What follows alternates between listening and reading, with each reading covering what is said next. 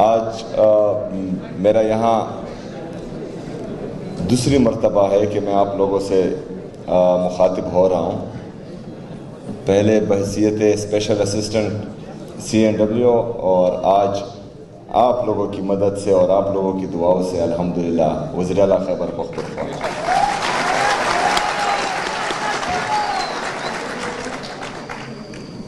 میرے نوجوانوں، جس طرح کہ آپ کو معلوم ہے کہ پاکستان کے حالات دن بدن خراب ہوتے جا رہے ہیں، چاہے وہ اکانومی کے لحاظ سے ہو، چاہے امن و امان کے لحاظ سے ہو، چاہے سیاسی لحاظ سے ہو، چاہے اداروں کے لحاظ سے ہو، تو حالات بہت ہی زیادہ خراب ہیں. اس میں آپ نوجوانوں کی ذمہ داری ہے کہ آپ اس کا احساس کریں، کیونکہ جو ہمارے بزرگ ہیں ان میں اب بھی اتنی،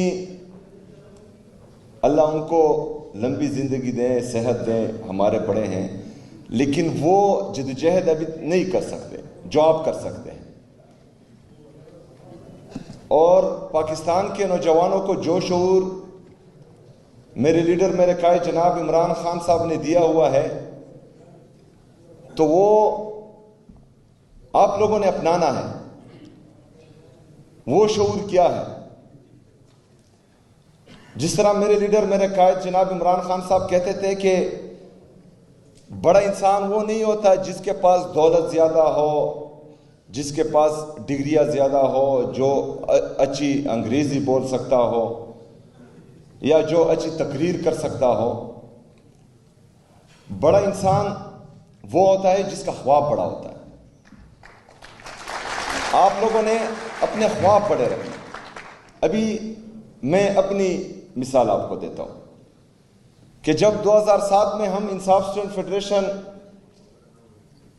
میں تھے تو ہم جدوجہد کر رہے تھے. اس وقت ہم بمشکل 10-15 بندے ہی تھے. مراد سعید صاحب جو ہمارے بڑے ہیں وہ ہمیں لیڈ کر رہے تھے. تو اس وقت ہمارے پاس اسٹرینتھ نہیں تھی، لوگ نہیں تھے، لیکن جو خواب ہم نے دیکھا تھا کہ ہم نے پاکستان میں حقیقی جمہوریت کو بحال کرنا ہے، ہم نے پاکستان میں آئین اور قانون کی بالادستی لانی ہے، ہم نے پاکستان میں امیر اور غریب کے لیے ایک قانون لانا ہے، ہم نے طاقتور کو بھی قانون کے کٹہرے میں لانا ہے، ہم نے اقتدار والے کو بھی قانون کے کٹہرے میں لانا ہے. جو قانون اور آئین سے اپنے آپ کو بالا تر سمجھتا ہے، ہم نے اس کو کہنا ہے کہ نہیں، اگر میرا غریب ریڑھی والا وہ عدالت جا سکتا ہے، وہ تانے جا سکتا ہے، تو تم بھی جا سکتے ہو. اس طرح نہیں ہے کہ اس کے لیے ایک قانون ہوگا اور آپ کے لیے دوسرا.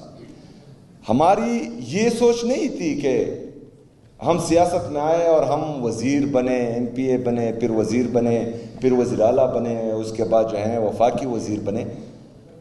ہم نے کبھی سوچا بھی نہیں تھا. ہم ایک خواب جو میں نے آپ کو بتایا ہے کہ ہم نے پاکستان میں یہ کرنا ہے، کیونکہ اگر میرا یہ خواب ہوتا کہ میں نے وزیر اعلیٰ بننا ہے تو وزیر اعلیٰ تو میں بن گیا، تو کیا میری زندگی کا مقصد ختم ہو گیا؟ نہیں، بالکل نہیں.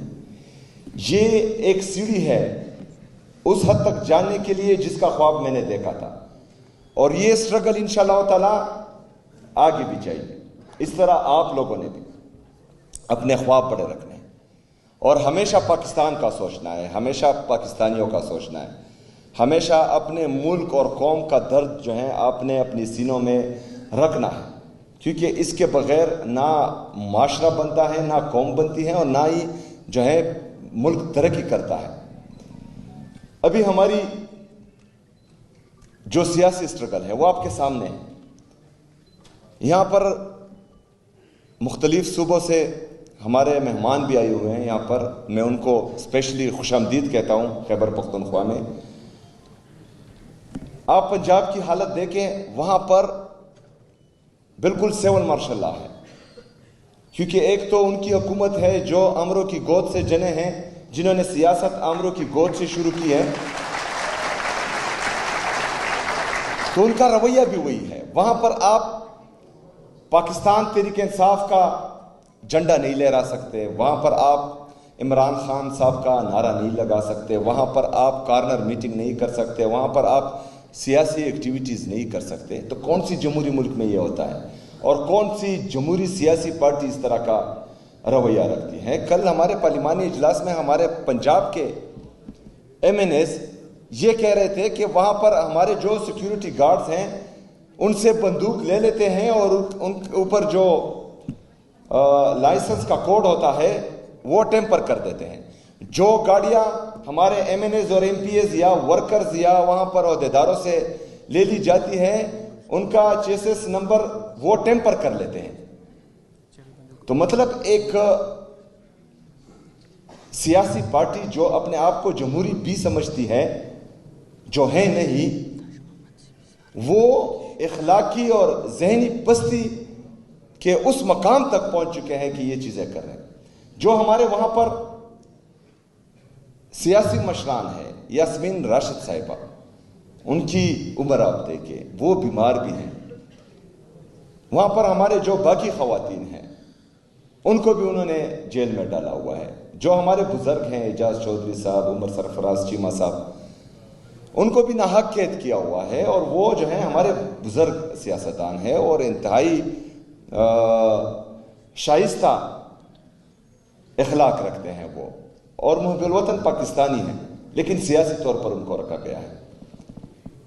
اچھا, ان کے ساتھ ساتھ جو عمران خان صاحب کی اہلیہ ہے بشرا بی بی صاحبہ, ان کو بھی انہوں نے قید کیا ہوا ہے. حالانکہ ان کا سیاست سے کوئی لینا دینا نہیں ہے, اس کا قصور صرف یہ ہے کہ وہ عمران خان صاحب کی اہلیہ ہے, باقی اس نے کوئی جرم نہیں کیا.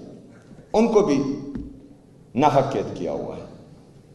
اس کے ساتھ ساتھ عمران خان صاحب کی بہنیں جو اپنے بھائی سے ملاقات کرنا چاہتی ہیں, اس سے زیادہ کچھ نہیں, ان کا سیاست سے کوئی لینا دینا نہیں ہے. وہ اڈیالہ جیل جاتی ہیں اور رات کے اندھیرے میں تمام لائٹس آف کر کے ان پر زہریلا پانی پھینکا جاتا ہے, ان کو تشدد کا نشانہ بنایا جاتا ہے. وہ بھی بزرگ خواتین ہیں, ان کو سڑکوں پر گرایا جاتا ہے. تو یہ تمام چیزیں میں آپ کو اس لیے بتا رہا ہوں کہ پاکستانیوں, آپ لوگوں نے آگے آنا ہے. آپ لوگوں نے پاکستان میں حقیقی جمہوریت کو بحال کرنا ہے. یہ جو ذہنی اور اخلاقی پستی کی اس حد تک پہنچ چکے ہیں کہ یہ ابھی انسان نہیں, یہ جانور بن چکے ہیں, ان کو آپ لوگوں نے ریپلیس کرنا ہے انشاءاللہ. اس کے لیے جدوجہد ضروری ہے, اس کے لیے خودداری ضروری ہے. کوئی بھی انسان اگر وہ خوددار نہیں ہوتا وہ بڑا لیڈر بن ہی نہیں سکتا. کوئی بھی قوم جو خوددار نہ ہو وہ جو ہے آگے بڑھ ہی نہیں سکتی.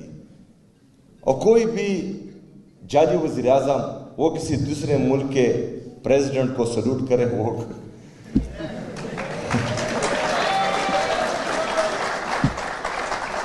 وہ ہماری ریپریزنٹیشن کر ہی نہیں سکتا, کیونکہ پاکستانی خوددار قوم ہے. اور ہمیں شرم محسوس ہوتی ہے, ہمیں شرم محسوس ہوتی ہے جب ہمارا کوئی بھی وزیر اعظم کسی باہر ملک میں جاتا ہے اور وہ چٹ دے کر خطاب کرتا ہے اور چٹ پکڑتے ہوئے اس کا ہاتھ بھی کامتا ہے. ہمیں شرم محسوس ہوتی ہے بحیثیت پاکستانی, بحیثیت خوددار قوم, جب ہمارا وزیر اعظم کسی دوسرے ملک میں جاتا ہے اور وہاں کے پریزیڈنٹ کو سلوٹ مارتا ہے. ہمیں شرم محسوس ہوتی ہے کہ ایک صوبے کا وزیر اعلیٰ, اس کا پاسپورٹ سٹاپ لسٹ میں ڈال دیا جاتا ہے اور دوسرے صوبے کے وزیر اعلیٰ کو پاکستانی ایئر فورس کا جہاز جو ہے وہ پوری دنیا میں گھماتا ہے.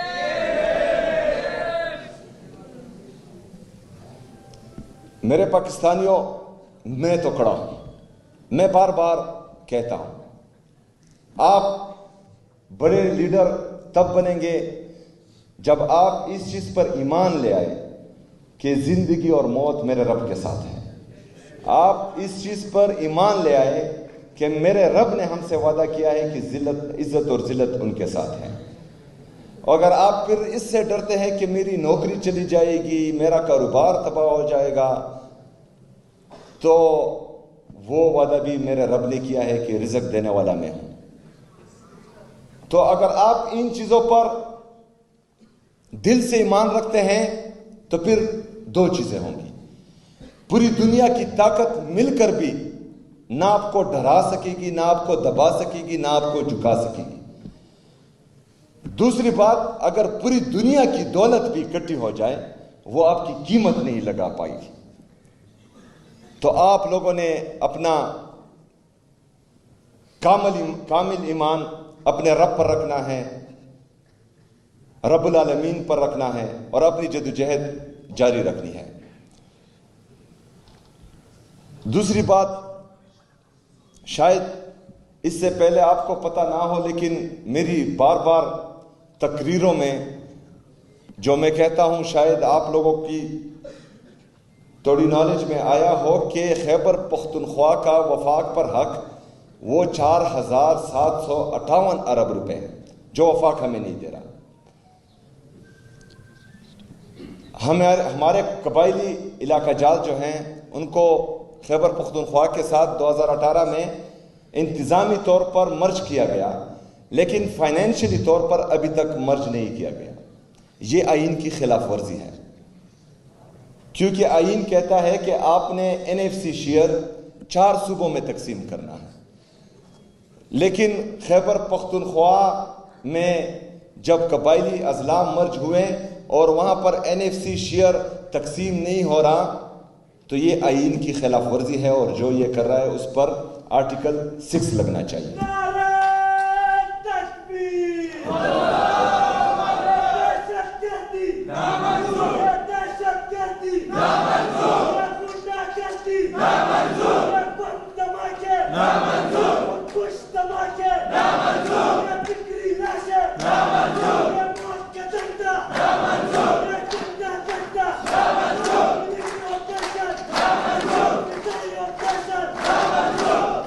یہ ایک طرف ہمیں اپنا حق نہیں دے رہے، 4758 ارب روپے، دوسری طرف میرے پاکستانیوں IMF نے وفاقی حکومت اور ان کے وزراء کے خلاف چارج شیٹ بنائی ہے کہ انہوں نے 5300 ارب روپے کی کرپشن کی ہے۔ مطلب ایک طرف یہ 5300 ارب روپے کی کرپشن کر رہے ہیں، اس پر باہر جزیرے خرید رہے ہیں، اس پر باہر فلیٹس خرید رہے ہیں۔ یہ آپ کے خون پسینے کی کمائی ہے، جو ٹیکس آپ دیتے ہیں یہ اس کا پیسہ ہے، یہ آپ کا پیسہ ہے، یہ میری عوام کا پیسہ ہے، یہ غریبوں کا پیسہ ہے۔ مطلب جو بندہ ساری رات آپ کی حفاظت کے لیے ایک گلی میں سیکیورٹی گارڈ کی ڈیوٹی دے رہا ہو، اور وہ صبح اپنے بچوں کے لیے چائے کی پتی خرید رہا ہو، اس پر جو وہ ٹیکس دیتا ہے وہ اس 5300 ارب روپے میں اس کی یہ خون پسینے کی کمائی شامل ہے۔ ایک طرف میں 4 ارب روپے ان لوگوں کے لیے مختص کر رہا ہوں جن کو انہوں نے جبری طور پر طرح سے مجبور کیا کہ وہ باہر آئیں، اس پر پورا نیشنل میڈیا چیخیں مار رہا ہے، لیکن ان کی زبان بندی ہوئی ہے کہ وہ 5300 ارب روپے پر ایک بات بھی نہیں کر سکتے۔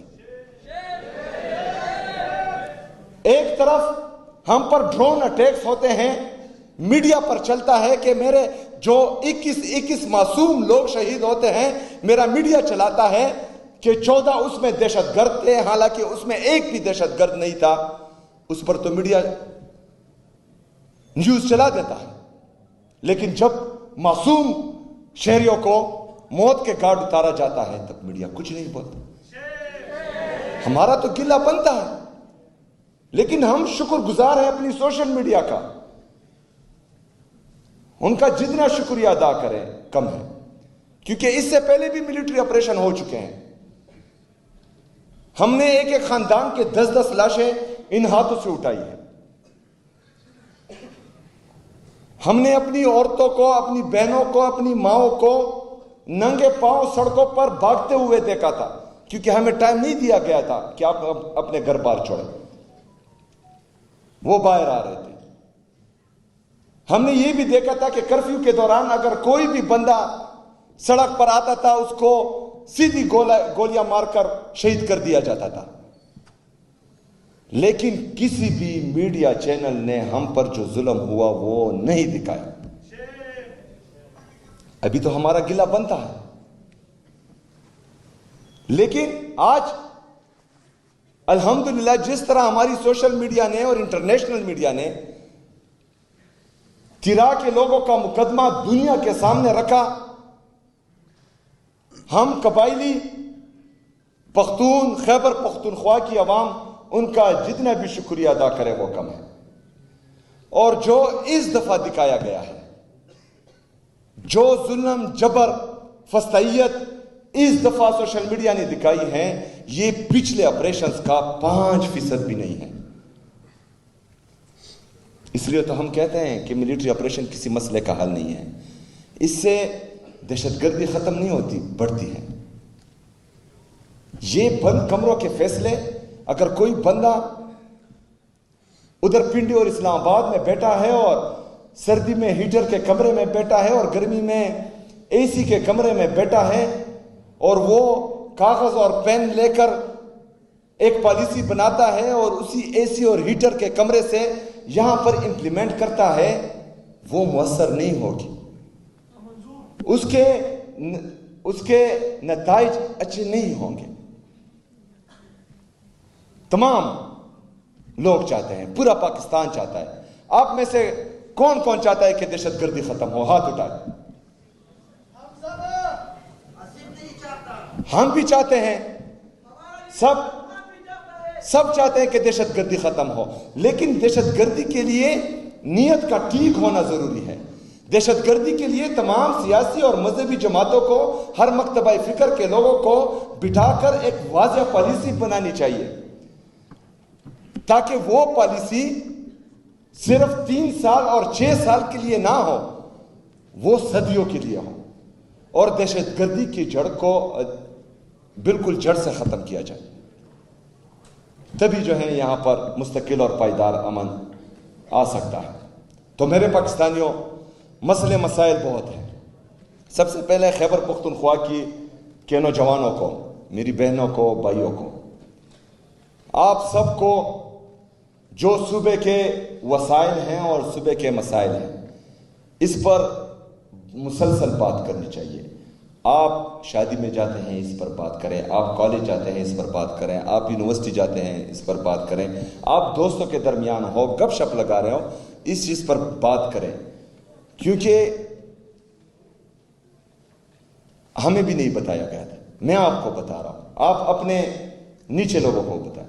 اور اس طرح ہر بندے کو جب پتہ لگے گا کہ وفاق ہمارے ساتھ سوتیلی ماں جیسا سلوک کر رہا ہے اور ہمارے حقوق پر ڈاکہ ڈال رہا ہے، تو ہر بندہ آواز اٹھائے گا اور ہمارے حقوق ملیں گے. جو ہمارے موجودہ وسائل ہیں، کم وسائل ہیں، اس میں ہم اتنا ڈیلیور کر رہے ہیں کہ الحمدللہ تیسری دفعہ لوگ ہم پر اعتماد کر رہے ہیں، ہمیں ووٹ دے رہے ہیں.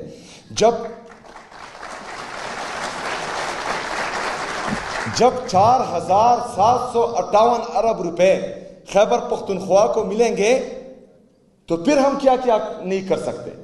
ہم یہاں پر اپنا صحت کا نظام مزید بہترین کر سکتے ہیں.